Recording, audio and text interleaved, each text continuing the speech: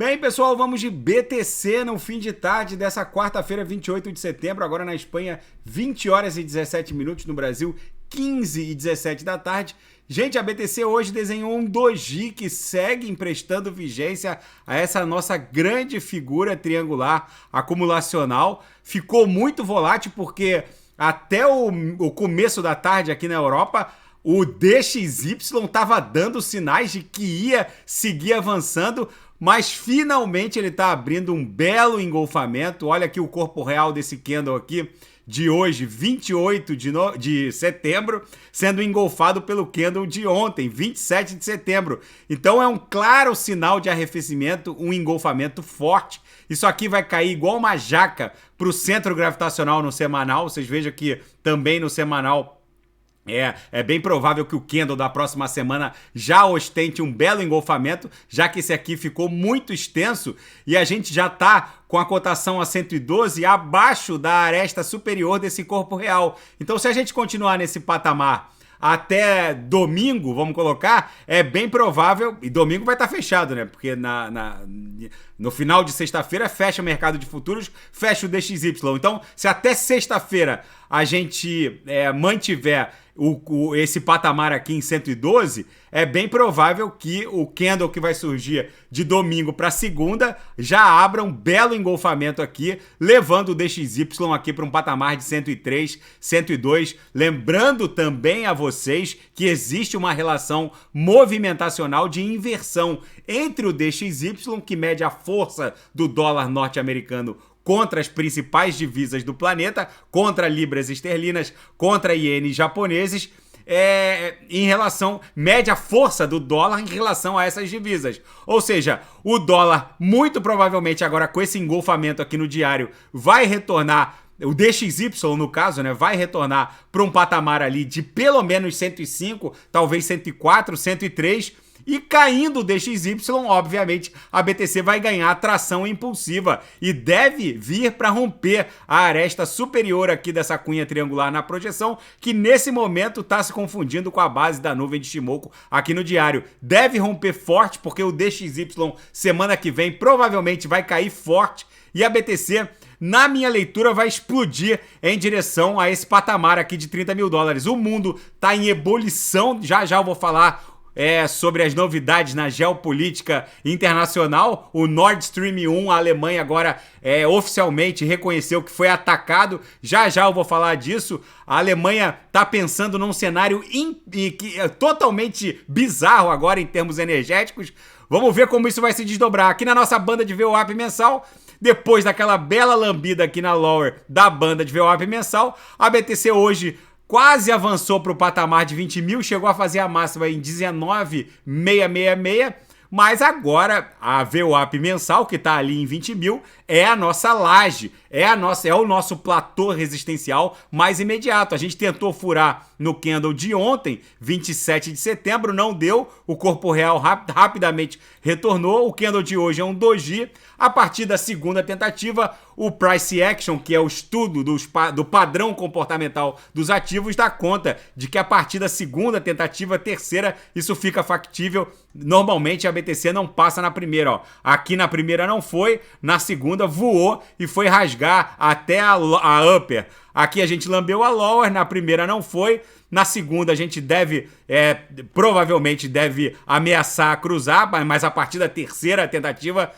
a gente deve furar e buscar a upper. Eu acho que ainda vai mais uma tentativa nesse patamar de 20 mil, porque a gente está se aproximando do final de semana que tem um padrão recorrente de lateralização ou de venda. Vamos ver se eventualmente, se aproximando do final de semana, a gente consiga aqui ficar namorando a VWAP mensal para depois furar e buscar a upper, que está ali num patamar de 21.700. No intraday, a BTC foi didática hoje. Vocês vejam que a gente lambeu a lower, foi para VWAP, lambeu a upper, voltou para VWAP, e é por isso que os sinais ofertados acabam fechando num período de tempo relativamente exíguo. Gente, na seara fática, o CEO da Pantera Capital diz que o maior risco existencial hoje para o mundo cripto é o risco regulatório, que não é tão arriscado assim. Vários congressistas norte-americanos falaram que essa legislatura vai ter um forte apoio financeiro da criptografia, ou seja, é muitíssimo provável que a próxima legislatura do Parlamento Federal norte-americano regulamente os criptoativos. E é esse pavimento que está faltando, segundo o Moorhead, que é o CEO da Pantera Capital. Esse é o catalisador para a entrada pesada dos institucionais que vai levar a BTC para um patamar além de 100 mil dólares. E a previsão dos Simpsons para o preço da XRP é factível, pode acontecer. Para quem não sabe, um tema de entrada de um dos episódios dos Simpsons aparece o Bart escrevendo que a XRP vai bater 589 dólares. É óbvio que até o final do ano, mas já passou esse final desse ano, porque isso aqui aconteceu em 2021, 2020, 2021, enfim, obviamente não bateu. Para que isso fosse possível, a XRP teria que ter um market cap na ordem de 20 e poucos trilhões de dólares. Isso seria 3 vezes maior que o market cap de todo o ouro do planeta. Obviamente, a XRP, para bater 589 dólares, a BTC, no mínimo, teria que estar valendo uma Bitcoin 10 milhões de dólares para tornar isso minimamente factível. Mas eu não duvidaria de um vaticínio dos Simpsons, já que eles previram a eleição do Trump e promoveram uma série de outras previsões bizarras que aconteceram. Mas isso aqui, com certeza, só poderia acontecer lá por 2040, talvez mais, se efetivamente for possível, que na minha leitura é um valor...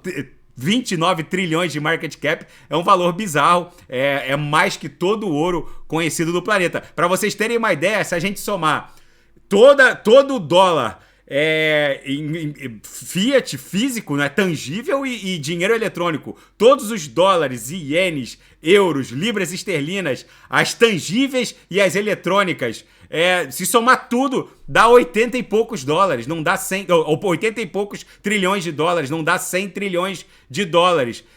Então, a XRP teria que aglutinar 30% de toda a reserva financeira do planeta em termos de market cap. Hoje, obviamente, isso não é possível, mas se a inflação dispara, obviamente isso fica cada vez mais factível.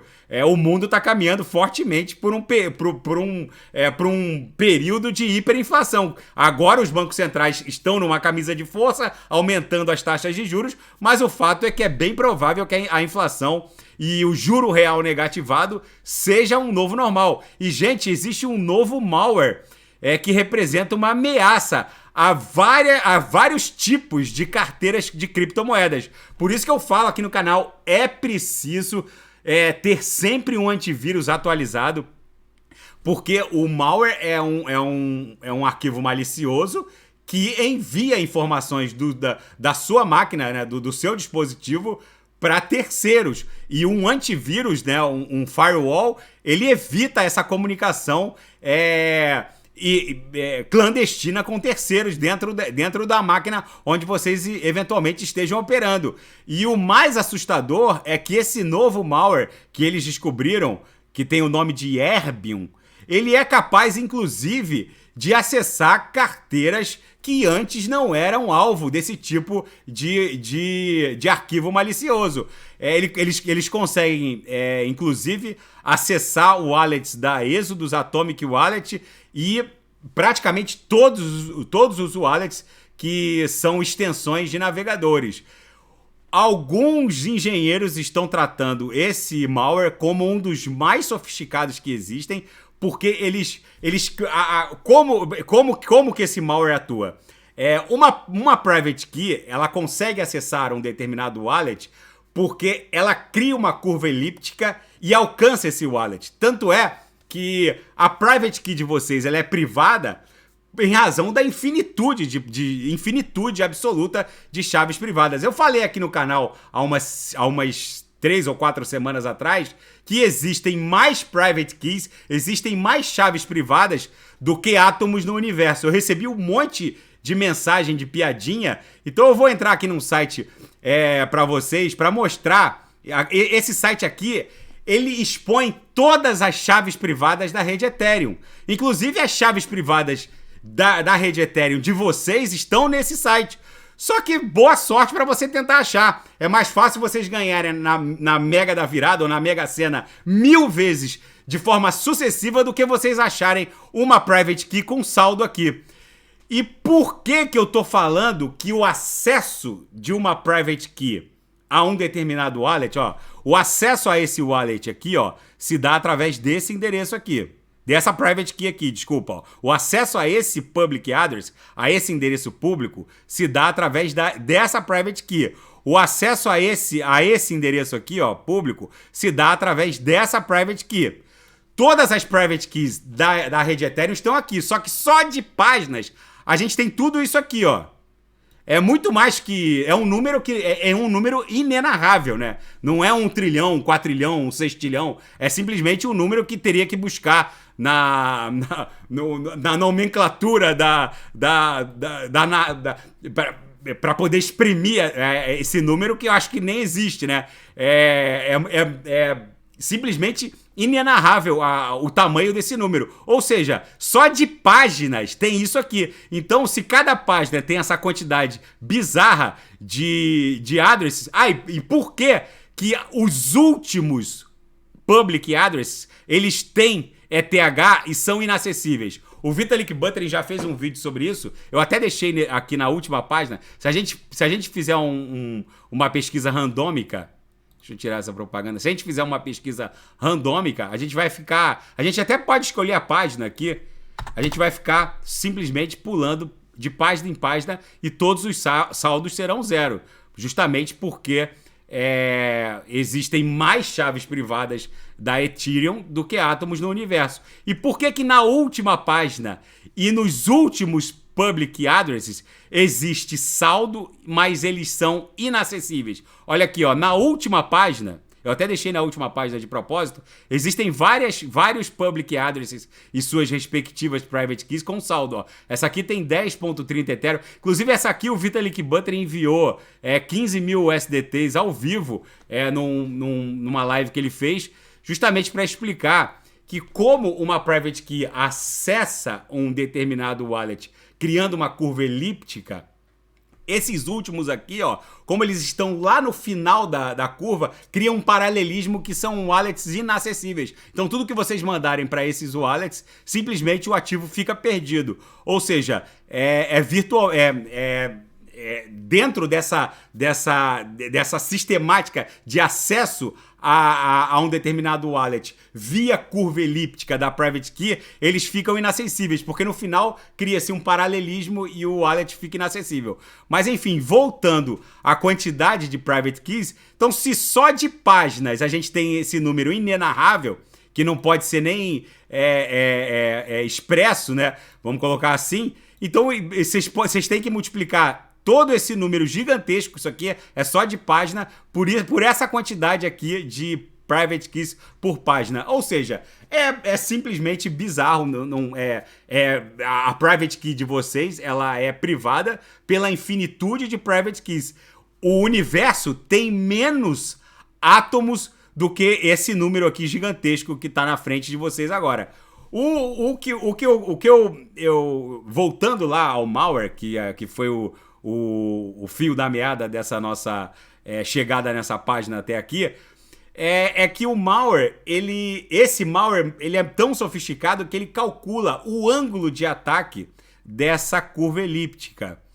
E com o cálculo desse ângulo, ele faz um ataque de força bruta dentro dos wallets, dentro das chaves privadas que estão próximos desse ângulo. Como é um malware que calcula de forma muito precisa o ângulo de ataque da private key, que cria essa curva elíptica e chega no wallet, eles estão achando que esse malware é um dos mais sofisticados, e como o código desses arquivos maliciosos acabam sendo replicados por hackers mundo afora, é muito importante navegar com um antivírus atualizado, gente. Então, fica esse registro, porque os hackers não estão de brincadeira.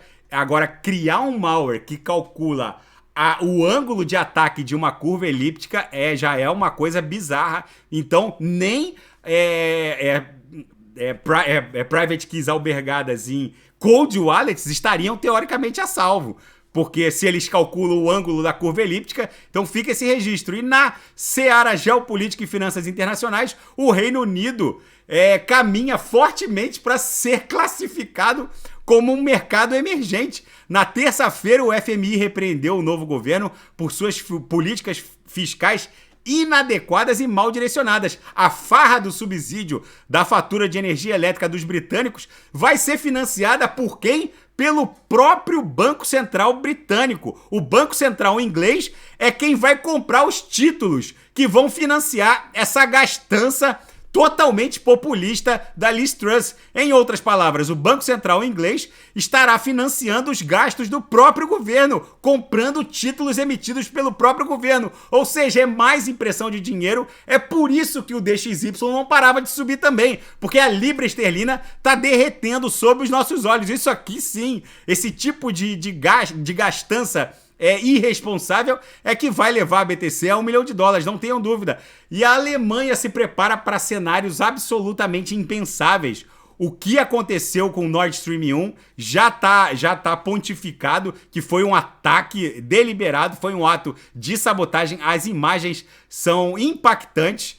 Ver o gás natural eclodir do oceano é bizarro o que está acontecendo. E a inteligência dinamarquesa disse que as explosões, os abalos sísmicos foram de explosões humanas e que coincide com a abertura de um novo gasoduto que está levando gás natural da Península Escandinava,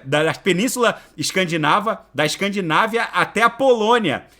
E é muita coincidência que a abertura dessa nova artéria, desse novo gasoduto, levando o gás da Escandinávia em direção à Polônia, coincida justamente com a abertura, coincida temporalmente com a explosão do gasoduto. Portanto, tem uma série de indícios envolvendo fortes elementos que dão conta de uma sabotagem possivelmente pelos russos. Isso ainda não está comprovado, mas o fato é que o mundo está virado num barril de pólvora. E, como diz o outro, guerra é guerra.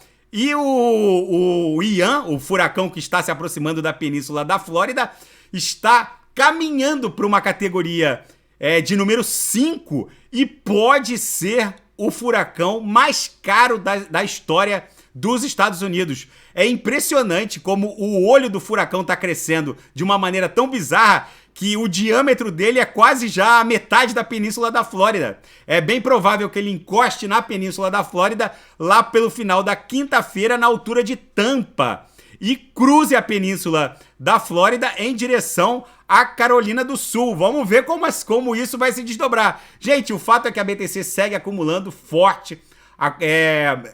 Ficou volátil nas últimas horas em razão desse gás que o DXY tomou, mas agora o DXY está promovendo um belo engolfamento. Isso aqui vai cair igual uma jaca em direção à nuvem e a BTC agora vai ganhar uma bela tração impulsiva. Lembrando que essa relação movimentacional de inversão entre o DXY e a BTC é que justamente vai promover esse pump espasmódico para a BTC buscar esse patamar aqui de $30 mil. Tá bom, pessoal? Se nada fugir do script, eu volto amanhã para analisar a própria BTC. Fiquem com Deus e quem quiser sugerir alguma análise é só colocar nas mensagens abaixo. Grande abraço, até amanhã, fiquem com Deus.